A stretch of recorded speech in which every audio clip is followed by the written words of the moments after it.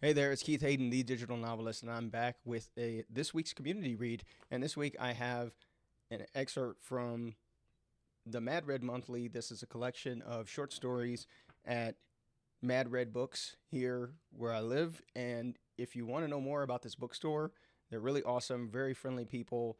You can check out a link in the description. I'll put it in there so you can see more about the store. You should visit.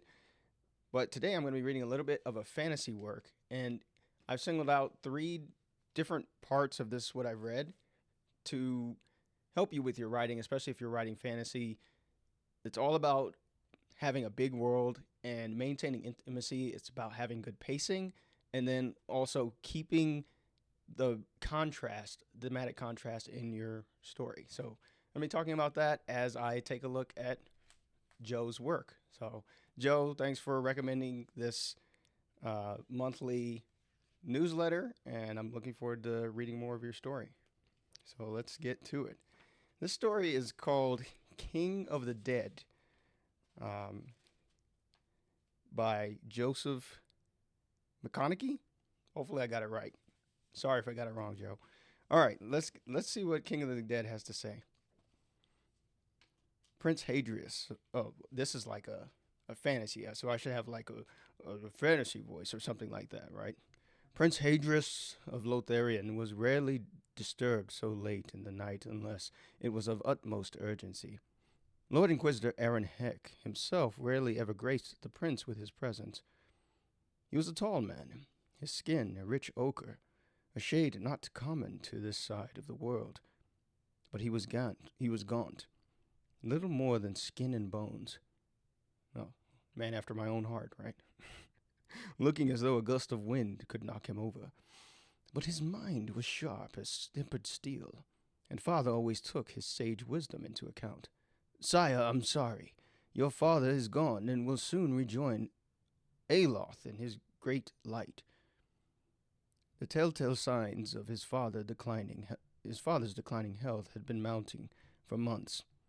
The blackened blood he had hacked up increasingly, the grayness of his pallor, and the general deterioration of his once strong body. Even still, hearing the words spoken aloud was a great shock to the prince. Grief swelled within him. Sorrow and regret, the first to surface, all that he had left unsaid, all that he had never learned from his father.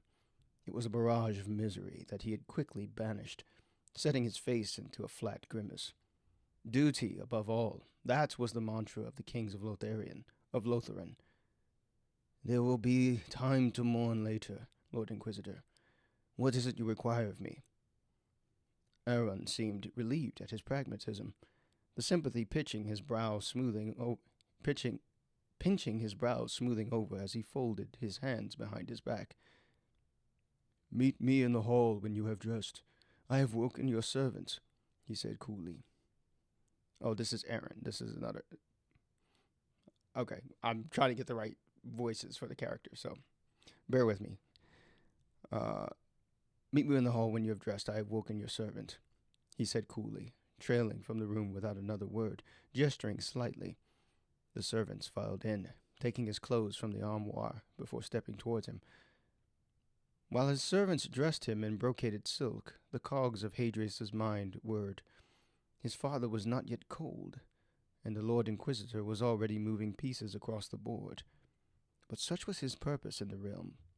The vile rumors spread by nobles that the Heck family was sorcerers from the eastern realm of Mekhara sent to destroy Lothlorien had never turned father against Aaron. After all, he and Aaron had been raised side by side in court, back when father had been merely a prince and Aaron the Lord Inquisitor's son. He had heard the tales of those days, how different Aaron had been then, strong of limb and filled with joy. But Hadrius had only ever known the shadow of the man, the one mocked and feared, in equal measure by those in the court. Father had always assured him that Aaron would never harm him, and he believed that, even now. So I want to stop here and highlight, Joe, you got some really good world building here. And this is what I was talking about. The first thing I wanted to highlight as far as making the world seem big. You know, we have this politics, we have these father and son, we have the father is sick, but then we also have somebody's already trying to swoop in typical fantasy fashion, right? There's already somebody waiting in the shadows to usurp your throne as soon as you die, or to kill you early, and then take your throne. But I feel like that's a really strong part of this writing so far in the just first page, and it's a short story, so you got to move fast. But I feel like I already know a lot about this world and these characters just from this first page. So, but it's also grounded. We see his father's dying; he's getting sick, and of course, Prince Hadrius has something to say about that. He feels some type of way about seeing his father die. Who wouldn't? Okay, let's continue. The gentle click of the golden chain around his neck and the clang of his sheathed blade on his belt drew him from his thoughts, the familiar weight uplifting him as the servants backed away. He gave a brief nod of thanks before striding from the chamber, seeing Aaron standing in the center of the long hall. His near statuesque stillness was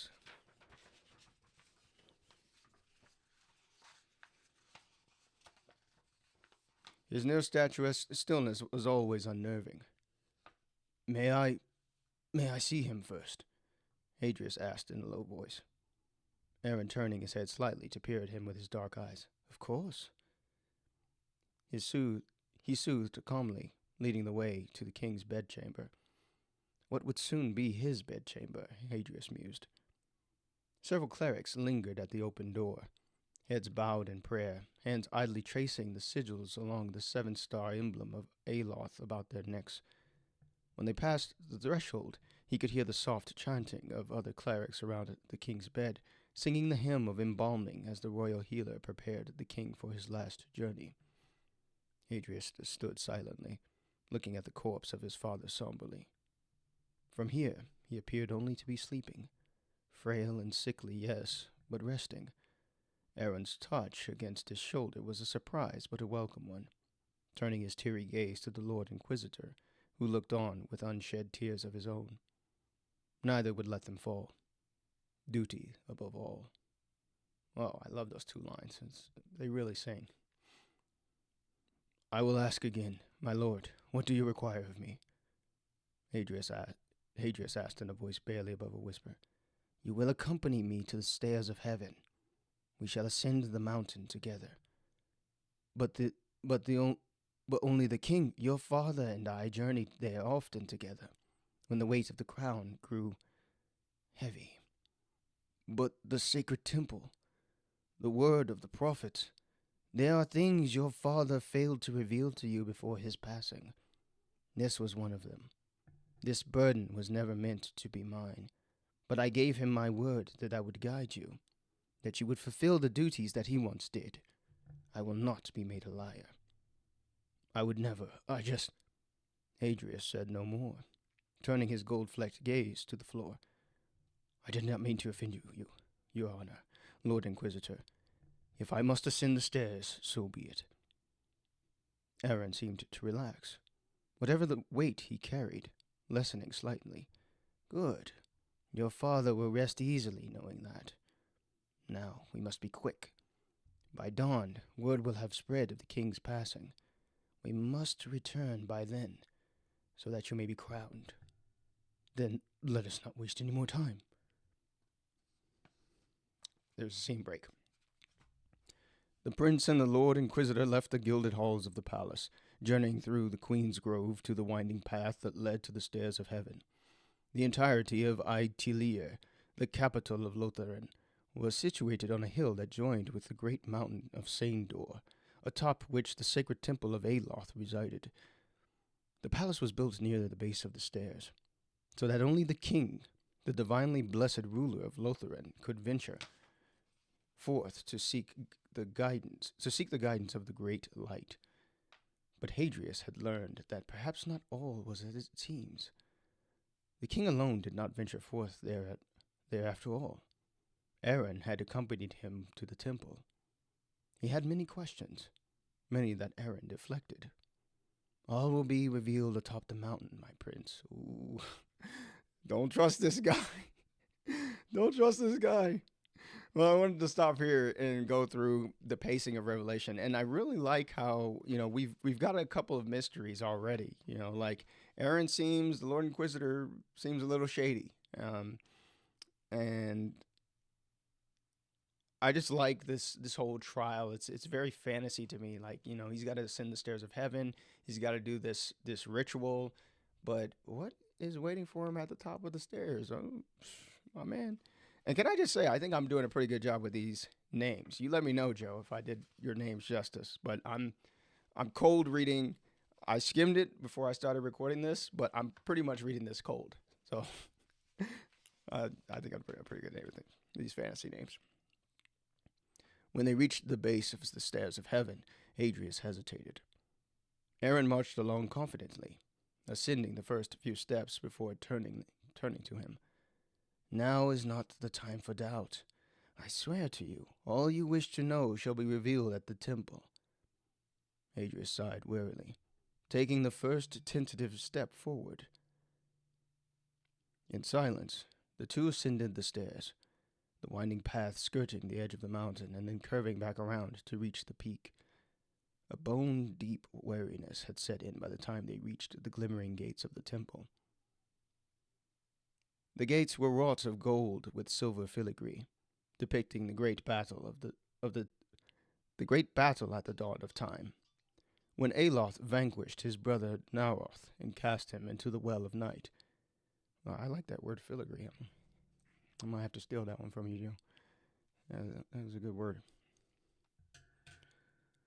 Above the gates was a curved arch, a passage from the world of the prophets etched upon it.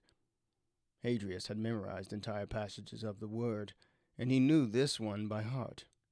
None but the blessed divine may enter through the sacred gates. Death awaits those who test the great light. He moved to clutch the 7-star pendant he always wore about his neck, the one he had left on his bedside table. He bit back a curse as Aaron, without pause, approached the gates and planted his hand against them. Adrius's eyes were wide as the gates groaned open in record time.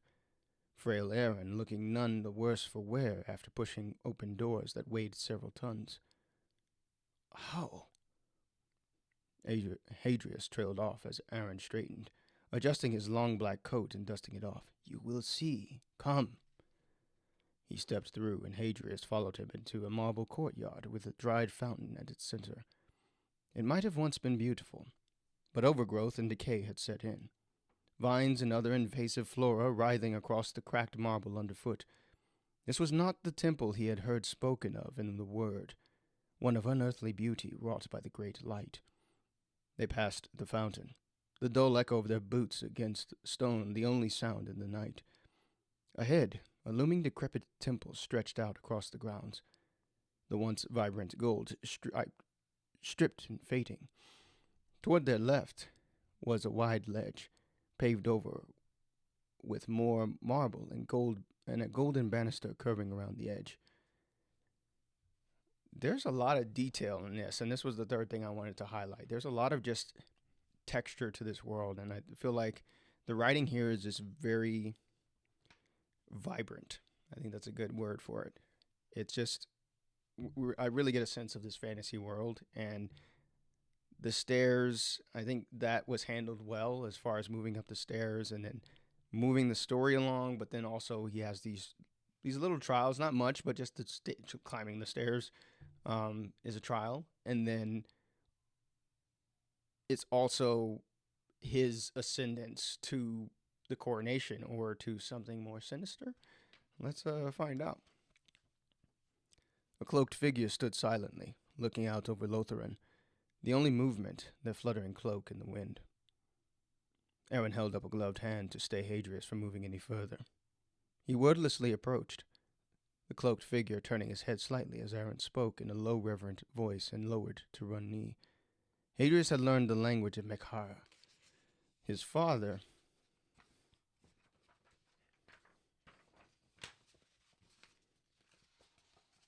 had commanded it of him after a fragile peace was sealed in blood and oaths.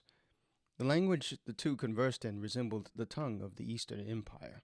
Barely, a few scant words he caught if he focused hard enough. Who was this stranger? Why was he here at the sacred temple? And why was the temple in ruins? Eventually, he drifted from his thoughts, Aaron's sharp voice bringing everything back into focus.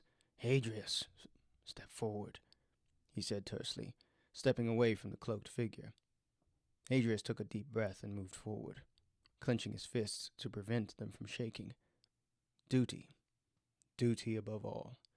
He chanted the mantra within his skull, drawing what little strength he could from it. He had no reason to fear this stranger, not truly, but his stomach churned in warning as his gaze lingered on them. When he was 3 feet from them, the stranger lifted their hand. The skin was blackened and cracked in places, as though withered by flame. At the center of their palm was the symbol of a black sun that absorbed what little light the stars gave off. Hadrius recognized the symbol of the Inquisition. Their nails were talon-like, black knives that extended from the tips of their fingers. Hadrius let out a shuddering breath and stumbled backward, nearly tripping over his own cape as he gripped the hilt of his sword. What? Who are you? He whispered, unable to conceal the primitive fear that crept into his bones. He had no shame at all. He would have fled back to the gates and down the stairs to the safety of the palace. But the rational part of him knew that there would be no escape from this creature. The cloaked figure lifted the outstretched hand higher, pushing back the hood of their tattered robe, revealing the man underneath. His beauty was at odds with the decrepit grounds of the temple, a shining effigy amidst the ruins. His face was smooth and without blemish, not like skin at all, but bronzed marble, left out to bake in the sun.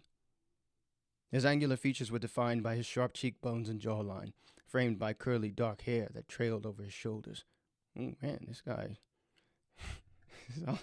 he sounds like a beefcake, man. He sounds, okay. But it was his eyes that made Hadrius' blood run cold, a fathomless black like unto the pits of Naroth. I am death and life, he soothed in a voice like silk, turning with fluid grace. Hadrius turned to Aaron, who was entirely at ease, his hands folded in front of him. Was this your plan all along? To bring me to this abomination? To have him kill me? Hadrius asked, his voice trembling. You misunderstand, child of Lucaneus. I am not your end, but your salvation. I am all that keeps the darkness of the pit at bay in this mortal plane. Hadrius narrowed his eyes and paced before the pit fiend, flexing and unflexing the fingers on his free hand. It seems I am at your mercy. Explain yourself. The fiend's lips curled into a smile, his sharp, elongated canines briefly visible. It is by the will of Aeloth that I show mercy to his blessed. I would never disobey the great light. May he reign unto eternity. Do not blaspheme, monster. I know you serve Naroth the Scorned. You cannot deceive me. Aaron's voice rose beside him. Hadrius, please listen. Hush, descendant, hush. He will see the light before the coming of dawn. The stranger soothed in a sing-songy voice, Hadrius' features contorting into a snarl. You have nothing but lies, and you have ensnared my Lord Inquisitor. The screeching of steel resounded into the stillness of the night as Hadrius drew forth his blade. A war cry, he swung the blade with both hands towards the creature's head. The stranger merely lifted his index finger and placed it in the path of the sword. When the blade met the digit, all momentum ceased, Hadrius' eyes widening. I am not your enemy, Hadrius of Lotharan. Your father never told you what awaited you when he wilted and died, as all mortals do. A great shame. He was the greatest of your long line of kings, a fierce warrior, a sage, and a uniter. Hadrius lowered his sword with a defeated sob, the grief he had damned flooding through him. He collapsed to his knees, weeping without shame, only flinching when the monster's hand caressed his golden hair. He turned his gaze up, recoiling when he saw black tears trickling down the fiend's face. Yes, there will be time to mourn, But it is not now. You must renew the pact between the living and the dead, as your father's forefathers have done for centuries." Hadrius frowned, swiping his sleeve against his eyes. "What pact?" he whispered. "To know the pact, you must know who I am, and who I once was. I am Ezarakel. I was a prince of Mekara, in a time when the people of Lotharan were little more than warring tribes, vying for power and land. I was a lesser heir, expendable in the eyes of my father Kanat. I was to be a sacrifice for the Lord of the Night, as was the practice in those dark times, when Aloth's light was obscured by the machinations of his scorned twin. But I was not sacrificed. My fate was worse than death. I was taken by one of Naroth's dark progeny, the Lord of Blood, Varshaloth, and brought into the horror of undeath. For centuries I hunted under the cloak of night. Naroth draped over the world in perpetuity, nothing more than insatiable hunger. But salvation came, when I strayed far from my master's side and found myself in your primitive lands. Light had a chance to flourish there, a light that speared into my heart when the star of the morning descended. It was the sacred temple, the one Aloth wrought in the sun and cast down to even the scales, to banish the progeny of Naroth back into the well and allow mankind to flourish under the great light. I would have been ashes were it not for your people. In that fugue state between life and death, I saw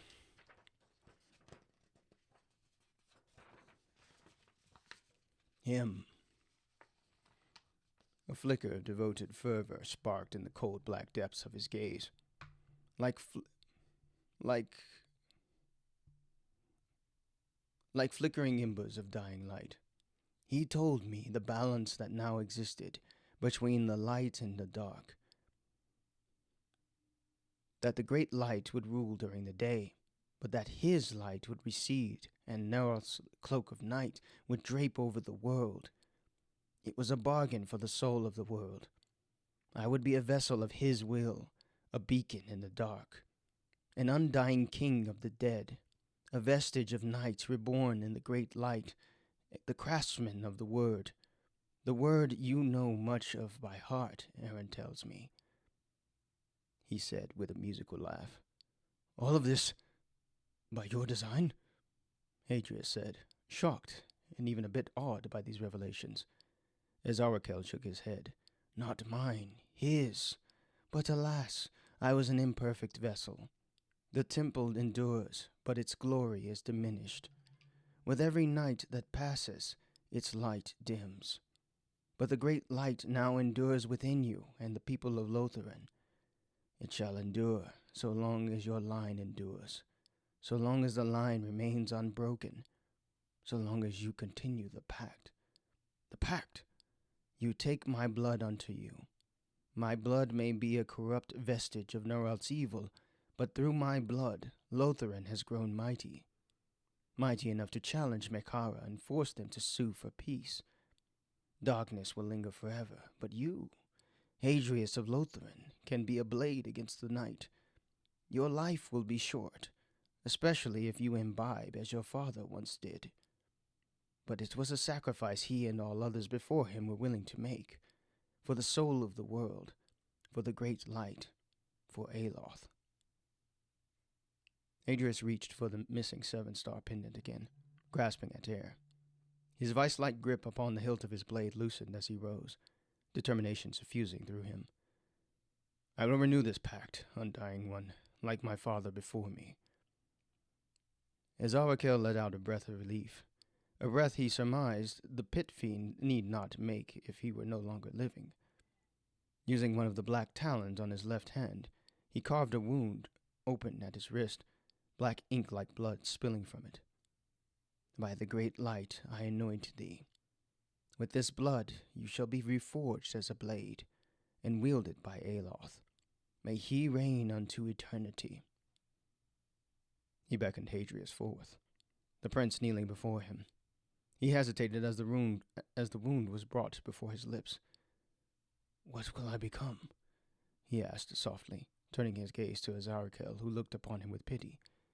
You shall be whatever Aloth requires you to be, son of Lotharin. With no further hesitation, Adrius closed his lips over the wound, the putrid blood roiling over his tongue and down his throat.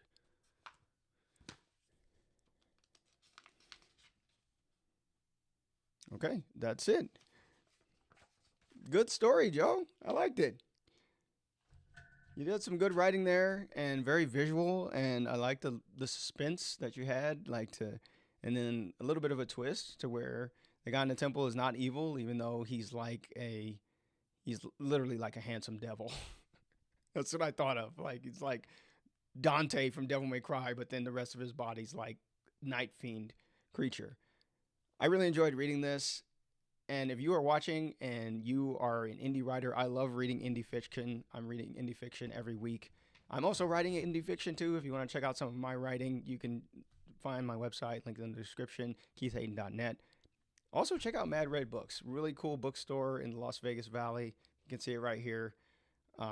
They carry my books, the only place in the U.S. that carries my physical books. And they're just a good group of people. Fun store, lots of just cool art and books. And if you are interested in getting your stuff read on this community read, I do this as a way to lift up the indie community, indie writing community. I know there's a lot of you out there. Maybe you're watching this right now and you've written some stuff and you're not sure if it's ready or not. And maybe you're not ready. But if you feel like you are, then head over to my website, sign up for the newsletter. And every week I'm picking people to read their stuff. And not only just read as a form of promotion, but also I do editing as well. I'm also an editor and I publish books. So who knows? Maybe I might be publishing your story or your book sometime in the future. So all that information is on my website. Thanks again for watching this community read, and I'll see you next time. Bye.